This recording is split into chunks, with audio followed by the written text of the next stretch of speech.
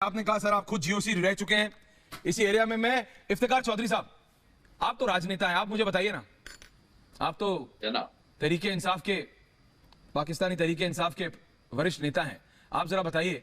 और उधर प्रेम शुक्ला जी को ले आइए। मैं ये समझना चाहता हूं इंजीनियर साहब, आप क्या मतलब, आप तो पढ़े लिखे हैं, नाम के आगे इंजीनियर लगाते हैं, पढ़ाए, आप क्या समझते हैं कि आप मतलब अमेरिका ने आपको जरा सी चाबी दी थी, आपको लगा कि अब अफगानिस्तान आपका है, आप जो मनाएगा करेंगे, उसी अमेरिका ने आपके प्रधानमंत्री से बात भी नहीं की, आपको पता है ना इंजीनियर साहब? मतलब मैं कोई गलत तो नहीं बोल रहा, फैक्ट बोल रहा हूं। आपकी फॉरेन अफेयर्स के जो आपका जो विदेश मंत्रालय है उसकी स्टेटमेंट थी, उसका एक लेटर था जो पूरी दुनिया में गया। आप अपने एम्बेसडर को बोल रहे थे तुम फेल कर गए हो प्रधानमंत्री और अमेरिकी राष्ट्रपति के बीच में बात कराने से, लेकिन बात वो नहीं है। बात यह है, आपको क्या लगता है कि आतंकवाद के जरिए आप वहां से भेजते रहेंगे और हिंदुस्तान चुप बैठेगा?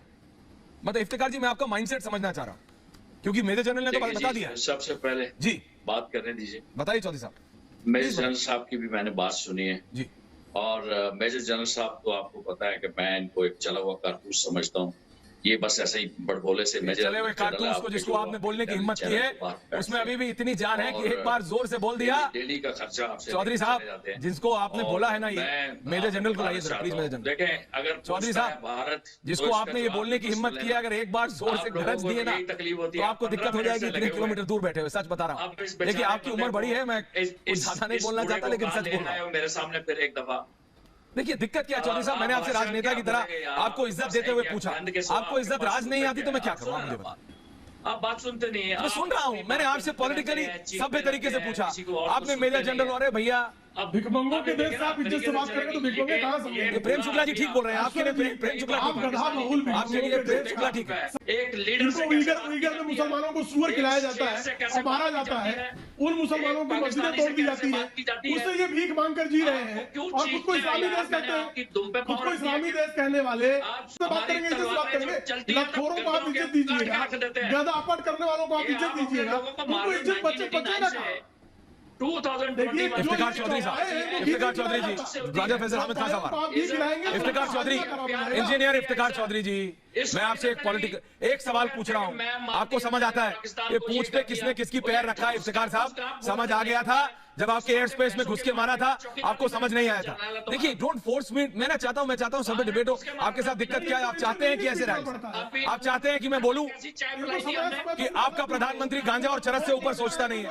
वो आता है स्पीच देने तो गांजा और चरस की बात करे बिना जाता नहीं वापस। दिक्कत ये है इफ्तिकार जी, मैं चाहता हूं कि आप, दिक्कत ये है, मैं आपसे एक राजनीतिक सवाल पूछूं, आप इधर उधर ये मेजर जनरल को हिम्मत करते हैं डिप्टी देने की। कर्नल लाइन में आ रहा हूं, कर्नल लाइन में आ रहा हूं, फालतू की हिम्मत मत कीजिए। हामिद खान साहब, सुशील पंडित, एक सेकंड, सुशील पंडित जी, हामिद खान बोलिए और फिर मैं आ रहा हूं, मैं कर्नल लाइन आ रहा हूं। जो तशवीश आई है वो बिल्कुल ठीक है। पंडित जी 1 मिनट दीजिएगा। बोलिए खान साहब। अच्छा, मैं ये कहूंगा ऐश्वर्या कि सादे से लफ्जों में आपको ये बात समझनी पड़ेगी कि एक ऑक्युपाइड फोर्स ने अगर कब्जा किया हुआ है तो फ्रीडम फाइटर्स उसकी फ्रीडम के लिए लड़ते रहेंगे। आप जब तक कब्जा नहीं छोड़ेंगे, फ्रीडम फाइटर्स वहां पर रेजिस्ट करते रहेंगे। एक बात। दूसरी बात, 1 मिनट के लिए पंडित जी 1 मिनट। अच्छा, दूसरी बात ये है कि जो आप 48 घंटों में पाकिस्तान फतह करने की बात करते हैं, आप इस ख्वाब से बाहर आए। आप 48 साल भी एड़ियां रगड़ते रहें तो आप कुछ नहीं कर सकते। ये बात आप समझिए। तीसरी बात ये है कि हम जो है, हम आज जगह खड़े हैं कि इंडिया को 10 बार हम न्यूक्लियर तबाह कर सकते हैं। आप इलाके में जंग का नाम ना ले तो अच्छा है।